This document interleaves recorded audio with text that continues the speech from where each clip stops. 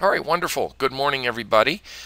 We have an interesting market recovery. It's interesting. I saw on the news and even in my emails, the headlines are more troubles ahead for the stock market or great buying. So half the world, it seems, is saying that the dip was good buying opportunity, and the other half of the world saying we have a larger crash coming. So if you read the headlines, you wouldn't know what to do. Priceline earnings came out this morning. It was pretty wild. I think there was a 1300 print, and then we were down to like 1240, I think it was. So Priceline's demonstrated after earnings volatility. And the funny thing is, and when you look at, I wanted to start off with Priceline because everyone's making a big deal about Priceline's the earnings because it's before the bell, because there was a lot of interest in the options. And the funny thing is, currently it is only down $9.81, and Priceline's trading at $12.71. I sent a tweet this morning because I think that Priceline has the potential to rally, and I want to see how the rally, when I say the potential to rally, I want to see how it reacts by the close. And if we're trading closer back to unchanged, like 1280 or so, I'm thinking we might try for a little intraday, or at least intra-week. I mean, like if we close stronger today or near that 1280, I think we have a shot to run up or not move because of, guess what, options expiration week. But what I'm interested in doing is some analysis that I did on Priceline. Priceline actually at 1300 is the monthly pivot resistance, but I think the market might try to take a little bit of a run to like 1305, 1310, really surprise a lot of people. So it could have what I'm thinking is a delayed reaction to a rally, and so then I want to look to see how the market responds today. If it gets near 1280, I'll be looking at pricing the September credit call spreads. Priceline actually, we'll get to that, has a little bit of seasonality to it. More people stop traveling using Priceline going forward, and Priceline has had a habit of, they always, it seems that if you go back and you look at their earnings, you'll note that they often downgrade their guidance a little bit. And this time, though, I think it's something that it shouldn't be ignored because, truthfully, if you think about it, less people want to be traveling going into, the next quarter, September, October, the October, November, December timeframe. So I think that after the earnings, and then we start getting a little bit of a push with volatility in the overall market, you might get some decent premium from a credit call spread, and we'll talk about that in the room as we progress this week, and of course through today. So anyway, now that I just wanted to get that out of the way. What about the markets? As you can see here, the weekend video in which I definitely have need to update a little bit for the bottom line, but with the trading room, many of you are in the trading room. I just wanted to point out that just like I did, the advanced decline on the Russell in the last week, I've been talking how the Russell has a pretty much, it has a little bit of a run in August that lasts into September, a little seasonal bounce. And so the fact is that I'm actually looking for the Russell to have a little bit more of a bounce. We noted that looking at the daily chart last week, the Russell did not make new daily lows, right? So I did this analysis on the video. If you didn't see it, I just want to run through it one more time. We had higher lows and we generated a daily buy signal. And then note that when we did sell off this day, okay, so if I line this all up correctly and we do a little bit of market internal analysis, you'll note that when we take a look, there was a little bit of convergence here. So that's why I've been a little bit, if you note, this particular day we saw almost a lower pricing low. Come on, I got the wrong day. There we go. So the close here was around 119. The close here was exactly the same, but we didn't see that. If I take a little horizontal line and just go right there, you'll note that it was, as the market price closed at the same day, we did not get a lower push in the AD line. It didn't. Stocks that were declining did not accelerate, so we did not see an AD line breakdown. So that right there was a little bit of bullish convergence, and so coupled with the fact that we did have we got a little bit stronger seasonality on the Russell. I'm looking for the small cap stock sector to maybe outperform or at least hold in there. Now, I did a scan on the Russell small cap stock sector, and I'm telling you something, there was just so many buys.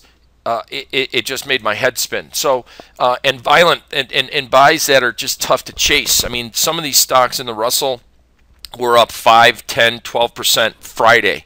I mean, so they're small cap stocks, and we get that. So you get a $10 stock that's up $1. I mean, that's a 10% move. All right. When we look at the other indices, we noted that we didn't get that push in the AD line yet on the NASDAQ. We didn't get it in the NYSE. Even with bond prices, it still looks fairly healthy, and bond prices have not broken down. When I take a look at the Dow, I note that it came right at its quarterly pivot support. You can see this is a quarterly pivot support right here. So the quarterly pivot support held. So whether or not we're going to, we've just cleared the daily moving averages, and we look ahead for the weekly, and that's where I want to talk about what do we do today and this week. What's the potential outlook?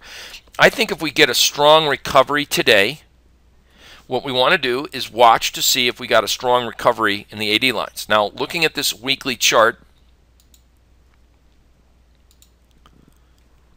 let me expand this so you can see this. Look at last week's trade.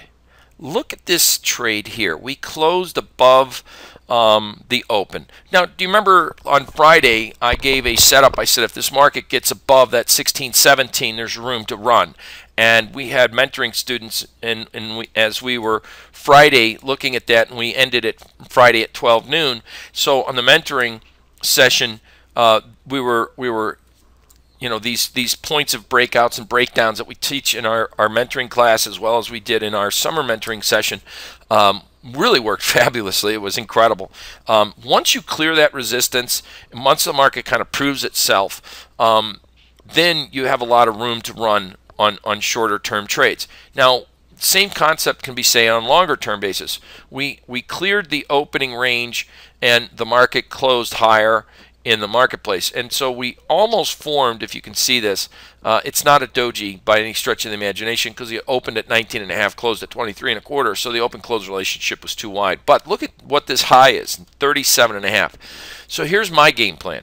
I think the market, if it wanted to be mean and treacherous, all right, and if we do see a rally up into these weekly moving averages, which the top side resistance, so you can imagine we're between 43 and 49. So if you could say average is 45, the midpoint of both moving averages, it's going to be right here at around 45.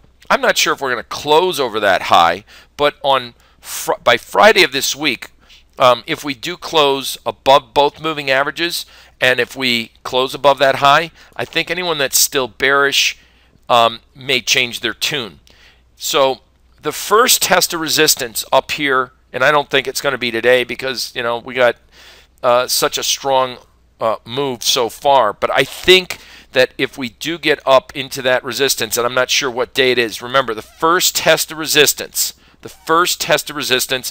always gets sold, typically. That's why we never sell support, never buy resistance, because the first test of resistance gets sold off. So never buy resistance. And we take a look at our daily pivots and we go, wow, the daily pivot based on Friday's price action, it's projecting the person's pivots blue for the week, for the day, excuse me. The daily person's pivot, blue is above gold. We have this huge little move, and I think that even the weekly, there's just a lot of resistance up here. So the first test of resistance today, we're going to be watching, between the 40 and 45. I don't know if on a daily basis we can get there, but boy, if we did, we would certainly be overstretched for a prime short-term day trade selling opportunity. If on the end of the week we close up into here, then we get a weekly cross back above the moving average, then gain back on to a bull market, and a lot of people will be fooled. If I looked into this and try to overanalyze this from a psychological aspect, I would say, since the bulls are comfortable that this was a buy the break scheme, and anyone that wanted proof is going to come to the party a little table, and if the bears are short and they don't defend this by selling aggressively and this thing doesn't roll over, I'm thinking after 2 or 3 days of positive price action, then the bears start changing their tunes and say, oh, you know what, I was wrong, the market's going up. And if the market doesn't really get much above that 45, 50 area, then we got one more test to the downside. So why do I say that? There's a couple of indicators that we want to look at. And we do look at that when we come in here with our planning and scanning. And not only is it looking at the various stock indices, the health, looking at the volume and the breadth of the market, but we also want to look at the broad-based indicator on breadth analysis, the McClellan oscillator. It's been very useful and helpful, I think, to the room and to you guys at pointing out times of divergences, times of oversold, overbought readings that we've given. And at this point in time, we look at the daily analysis. And while we said, boy, the short-term daily is getting oversold, that was a great, you got to admit, that was some good intel, and that was great insights. So here's the thing. We are now, if you take a look at the McClellan oscillator, the daily has stretched all the way from a significant oversold, almost negative 300, came real close to negative 300, which was really oversold. And that's why I said, hey guys, you know, this could be a little capitulation last week, and that's why I said if the market gets above 16, it could room to run, and it did. That was the prime trigger on Friday. Now I take a look at the McClellan oscillator, and I see that the daily did cross. As you see, we did cross. We're now trading here at around 11 on the daily basis. So when I look at the McClellan oscillator, I say, we went from way oversold to now giving a bullish reading. Now we want to watch to see if maybe we get back up into this range in here, and if it happens by, like, say, Tuesday, we get short again, or at least we look for a sell. So this actually matches my idea, or it confirms my idea. We went from significantly oversold to a little bit neutral, and if the market rallies a little bit more into that pocket of resistance, let's call that 1240 for average sakes, let's just say 1246. If we run up to the average of 1246, keep that number in mind, 1246.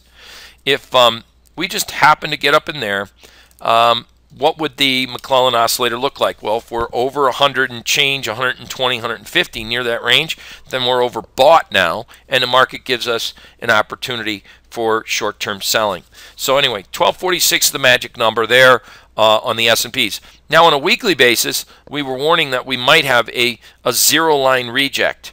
In a zero-line reject, the market comes down, it bounces off the zero line on a weekly basis, and it chops around, and it goes back up. So at this point in time, we either got to wait to get whether the crash of our lifetime, either we got to get back up into an overbought, or we got to get below the zero line on a weekly basis. But we didn't.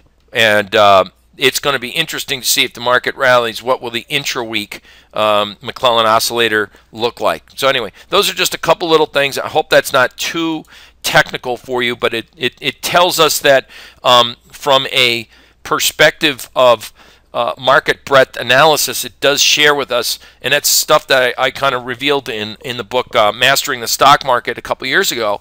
You know, it's a great tool, it's a great indicator as you start to trade more in the stock indices. It does help in timing the market, and the theory is based on if all the stocks in the market are strong, what's left and who's left to be a buyer. And so as you start to see price rise, but you don't see a strong participation rate, it shows that the breadth is weak, and therefore the price gains are not sustainable. And so that's what we want to compare it, but on both a daily and a weekly basis. So needless to say, what sectors look good? Well, you know, when we take a look at the market from the beginning of the year, and that's close enough, we note that some of the sectors like the semis, which went from about, what is this, 23 point, let's just say 23% down to 14%. Man, they took some froth off that table. The next one over here, the XOP, which is the oil. If you see this little pink line here, this is the XOP. The XOP is the S&P oil and gas sector ETF, XOP. It went from about 26% year to date to about a correction last week to 11. So it dropped, meager 15% from the highs that ETF did. So I'm looking at, as you can see here, it's starting to, next to the semis, it's one that is the top end of the food chain here, so to speak. And the XOP, there was a lot of stocks that got beat up really hard.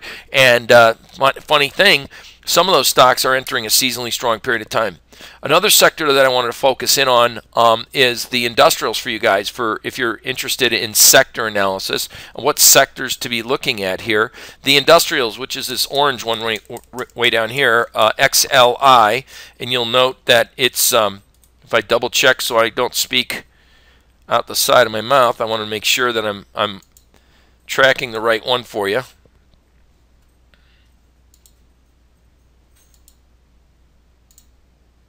Yep.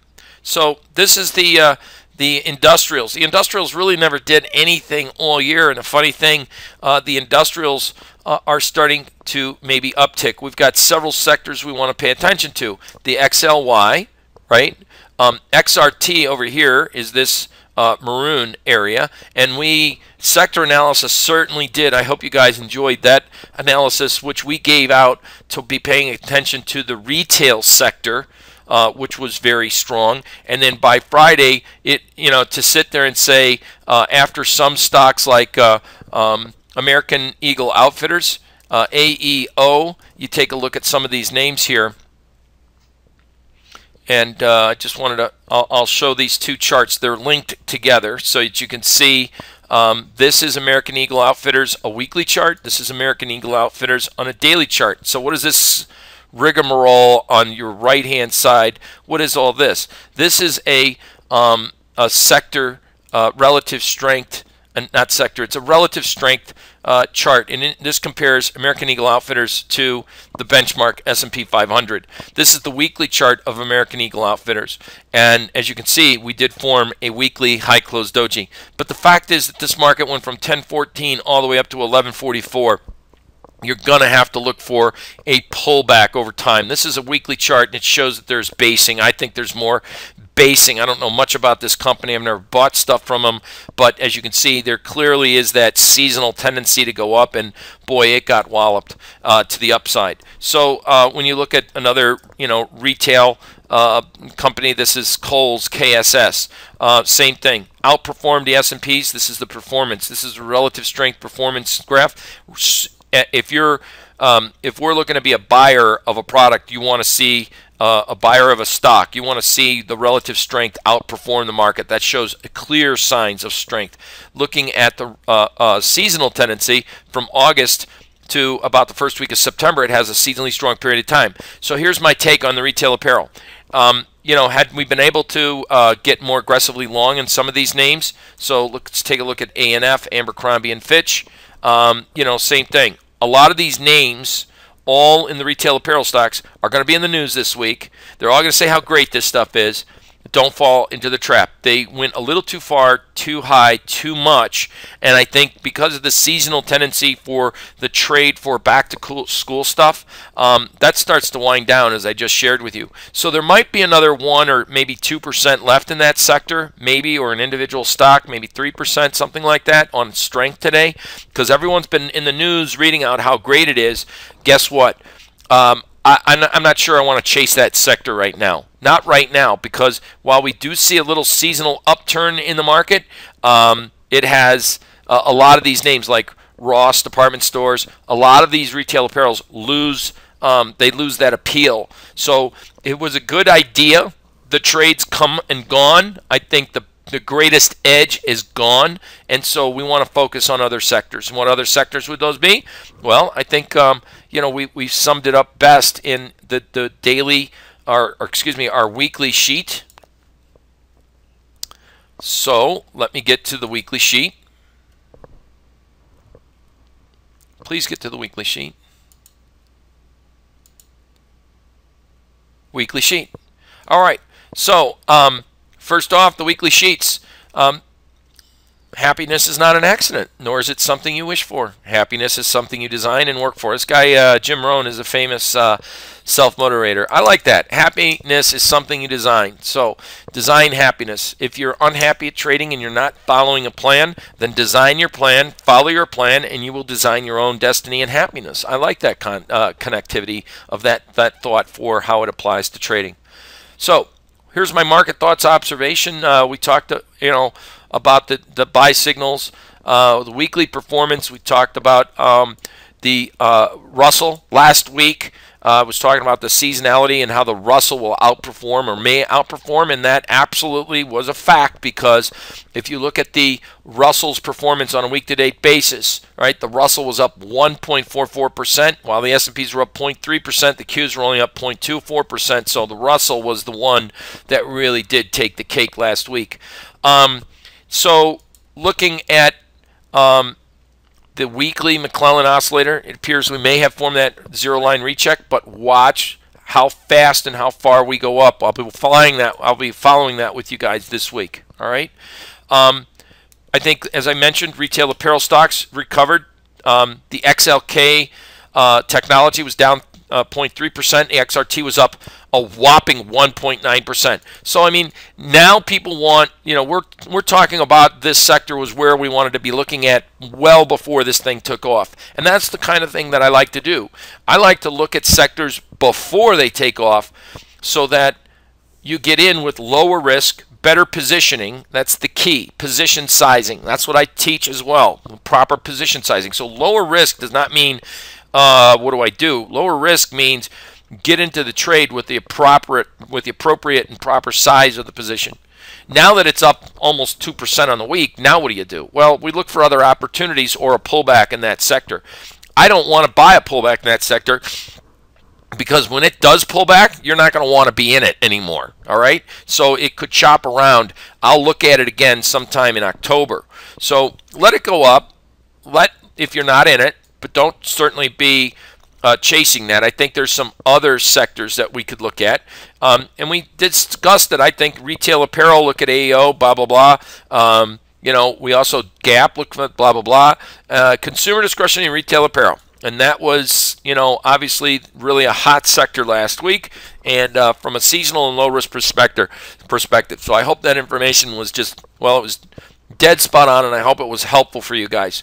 So I say in my weekly observations that I think this sector may have been overplayed. I'd look either for a slight correction, 0.38, 0.5, especially in names like Urban Outfitters, AEO, KS, Ross.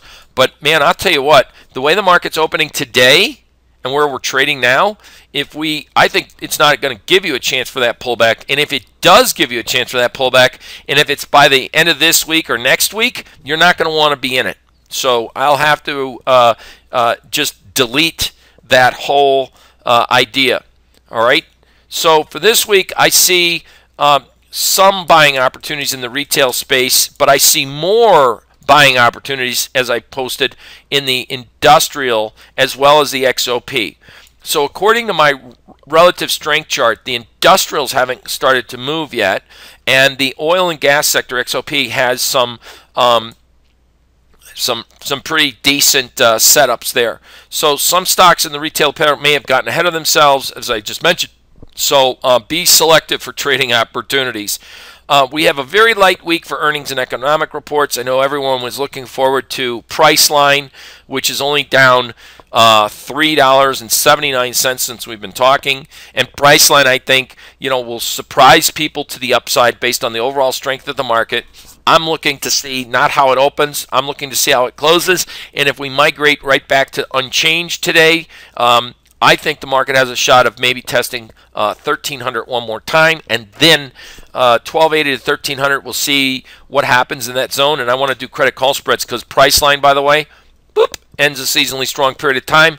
Get the people out of the way because everyone was doing either weeklies or option expirations, which is this week for August. It was a very short 2-week length of option expiration cycle for August, because remember, it's the third Friday of the month, and the first Friday was the first of the month, and that's when we had unemployment reports. So it was a very short option cycle, monthly option cycle in August. After this week, kids go back to school, people start taking vacation, things start winding down. This is the time that if earnings cycles down, Wall Streeters, people will start saying, you know what? It's the last chance. I got to close up the cabin. I got to close up the house. I got to go here. I got to do that. And it's the last chance. So late August, especially in Europe, man, I mean, it is a morgue in some cities, and everyone goes to their vacation spots. So in Italy, it's the Adriatic Sea. People will be going to all types of resorts. It's really an interesting concept in Europe. They take time out, maybe too much time, but anyway, I like that concept of taking time off. You need it. Rest. It's important. So anyway, I'm looking at the next 2 weeks to be after we get through earnings cycle, and there's really nothing left in the market. By looking ahead, what's going to really be the catalyst? Geopolitical issues? Ebola? I don't think so. I just think the market's going to be back and forth, and there's going to be a thinner market condition, which could decrease the volatility in individual stocks, which allows for theta decay, time decay that is. And so pick some stocks that everyone may have gotten burned on that didn't see it coming, and then let's look at the September expiration. Looking ahead, September expiration is the third week of September, and it's on the 19th of September. Okay, so that is actually the time period. I think we get some some stocks up in here. We want to focus on some September expiration. We're going to start to pick for stocks that are in a seasonally weak rally or seasonally weak period that do rally. But for this week, let's focus on some industrial stocks. Number one, and I got a list of some names for you of some stocks over here. And we've got bullish stocks, COL, Gap. These are some names that you can look at for some buying opportunities for this week. Many of these are in the oil and gas sector, like NFX is Newfield Exploration. WMB is Williams Company. It's already gapped up, so maybe we've got to be a little quick on this one. Bearish stocks, it was interesting. I've got some drug stocks here. And when I look at my seasonalities, I look at strong is the Russell, which it was. Wheat, gold, soybeans, crude oil, the XLE, XLI. Hey, John's looking for stuff in the XLI. Wow, pretty savvy of that guy. XRT was strong. We got him popped there. So consumer discretionary. So these are the metals and mining. That makes sense. But I didn't see where he has the XOP energy, which would be an XLE. So this seasonal trend, we're following stocks that are in the seasonally strong period of time. Drug stocks didn't make the list because drug stocks are actually kind of mixed. It's neutral if you look at the DRG on a seasonal basis. But I did have some interesting weakness in these names right here. Baxter, which is up 40 cents already today, and then Abbott, ABT. So I think if the market generated some weekly sells, if we pop up, I would be looking for intraday sell signals on these names right here. So those are ones that we could sink our teeth in. Today, no economic reports. We got, I think, a Fed head speaking. That's about it, or they already did. But other than that, we've got really nothing big except for tomorrow, the USDA crop production report, which comes out at 12 noon. We'll talk about that tomorrow. Looking for earnings, we've already had Priceline. Dean Foods didn't do so well. After tomorrow, we've got Cree, which is in the semi-space. Fossil, which is probably one of, I think, retail. Fossil, I'm not sure if you're familiar with that name, Fossil Group. But that might be an interesting move, more so than, and of course, Mygen comes out. La Quinta in as LQ. And then, of course, we've got John Deere's, we've got Macy's, which may have gotten a little ahead of itself last week, Macy's. And I'm thinking with a gap up of 1% today, I mean, that's going to be a tough buy, a tough buy. If this market rallies strongly ahead of its earnings, I'm not sure what's left in it, and Macy's might be one that, believe it or not, I would be prone looking at the longer term charts of this thing.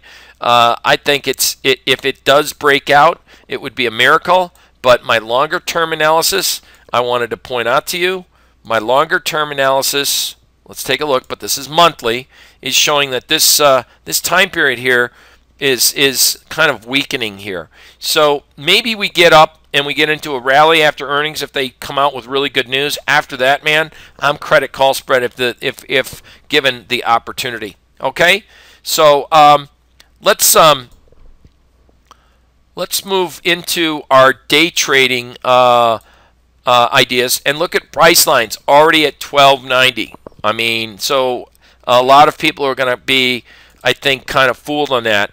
I love sometimes there's better trading opportunities sometimes after earnings than before earnings, because then you're sitting there going, oh shucks, what do I got to do now? I got to adjust my position. Well, I think if price line, it's important to see how it closes. It's not always important how how a market opens. It's important how a market closes. So with that said, this market, let's take a look at the weekly chart.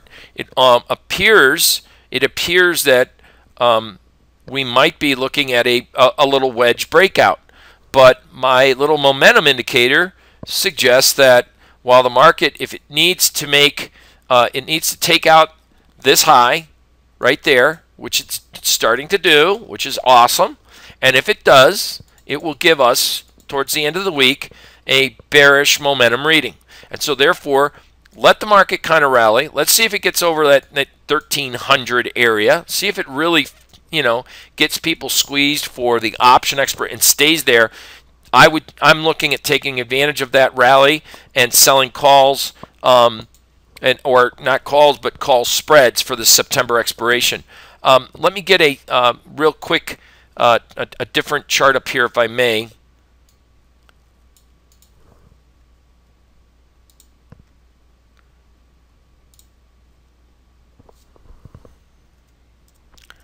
And I want to make this planning and scanning at least go through this section here real brief and give us our day trading setups real quick.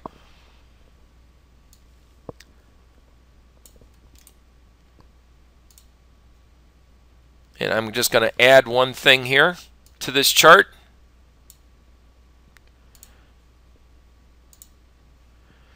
If you take a look at the seasonals and go back in time, you'll note that you get a time period where the market moves up at the end into the end of the month. So if price line from a seasonal perspective, and when I look at the seasonal chart here, so it has a strong run, and then it rallies, it breaks, and then it rallies. It has a strong run, it rallies, it breaks, and it's doing almost exactly what it should do. Look at the on-balance volume. On-balance volume is we're making higher highs from this point to that point, right? We are making higher highs on light volume. So if the market goes up 1307, man, they are just going to punish people here. And I don't think that this is a stock that deserves 1310 now. This is a squeeze. Now, what resistance levels do I have on Priceline that I would begin to even start to look at this thing? Again, it is the close. That's important. So let's look at weekly pivots. I got, wow, 1339. I got monthly pivots. Forget about it. We've gone through it. Option expiration. Well, that's a tall order, 1399. And then, excuse me, quarterly pivot, 1399. I think your 1340 area.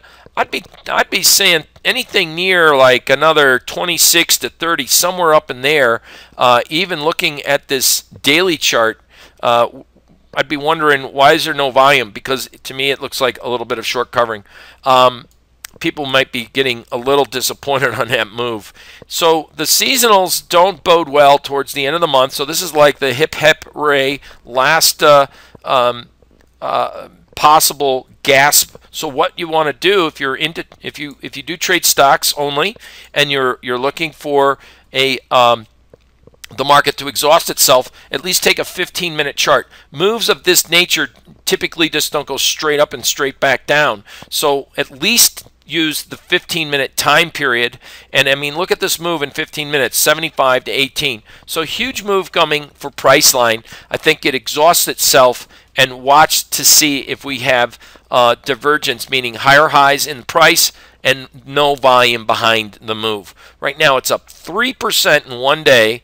And I think this is where the retail trader iron condors are probably not going to work for people in this example. I don't mean to be cruel, but I know a lot of people like to do condors ahead of earnings, and I don't know why. Or butterflies, thinking the market's not going to move. Or anyway, I think the bias was that Priceline wasn't going to see this kind of a move. I think this is just a rinse out of short interest or shorts in the market, and I would be in the next hour or so after the first hour is done, see if the market gets into that 1236, or look for a sell signal up in here on a 15-minute chart at least. I mean, even a 5-minute chart. Look for a sell signal, and then start pricing out September credit call spreads. The momentum indicator and volume is suggesting that the market's not all that that it's cracked up to be. All right, so here's my day trade setups. Now that I've given my Priceline setup. All right. We've obviously had some breakout trade analysis, and now let's take a look at the 60-minute chart and see what we got. So 37 is a big number. 37's been a big number. You need to clear 37. That's that last little point of resistance that the market rallied up to and sold off 5 days ago. 5 trading days ago. 1, 2, 3, 4, 5 trading days ago. So there it is, right? So that 37 up there. I told you this morning that I think it's more likely to be around the average of around the 46 handle. That's where I'm thinking there's more significant resistance up there. So if I'm thinking there's resistance up there, if you take out this high, then you're going to probably see a move to the upside, right? Now, I go, all right, wait a minute. He's telling me to go long if it breaks out above 37 when we were just trading at like 1916, yes, Friday's action. I don't think that 1937 is an appropriate time to look for the breakout. I think what you do is watch the breakout. I'm not going to be interested in trading it from coming down here to going up there. No way am I looking. I'm going to see, because you know what? It might not hit 46. It might hit 41. It might hit 39. I'm not sure what the strength is there. But I know that we are a little overbought here based on stochastics, and I know that the rally is not moving on any significant volume.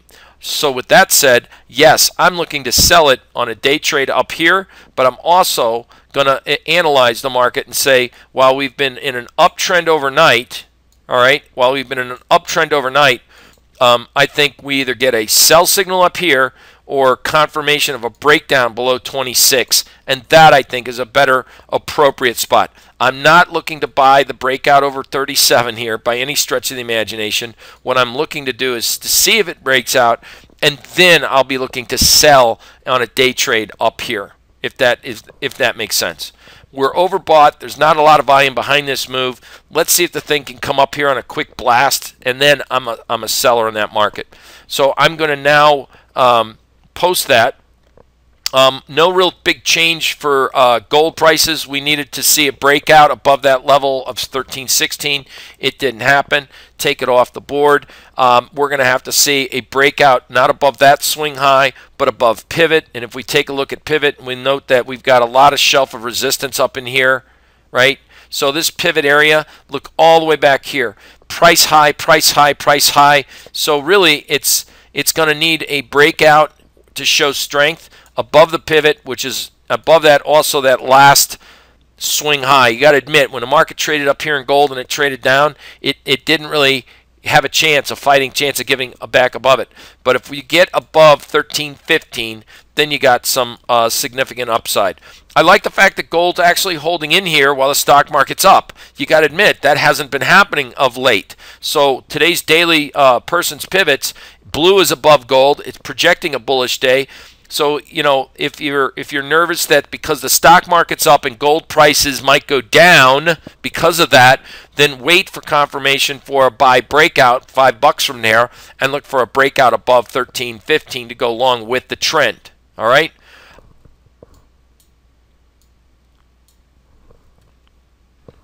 So that is about the end of the line for me. I would say for the trading room, the market, I'm more interested in selling the resistance up in here to see what kind of strength we got.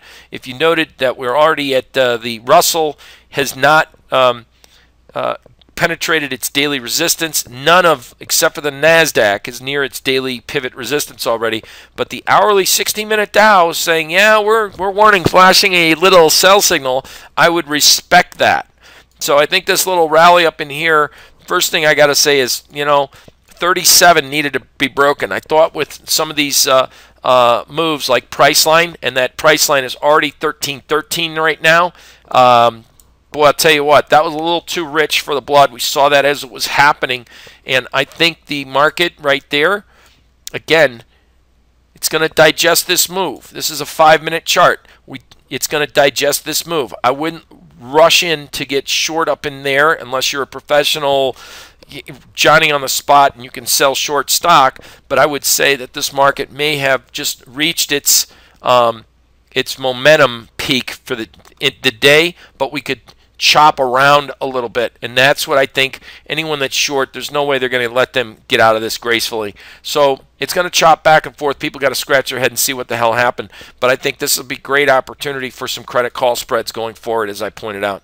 That concludes today's session, and I know we went 11 minutes over, but there was a lot to cover here. And as we move forward into the next few weeks, you know, we're going to have some opportunities here. Take care, everyone. Thank you.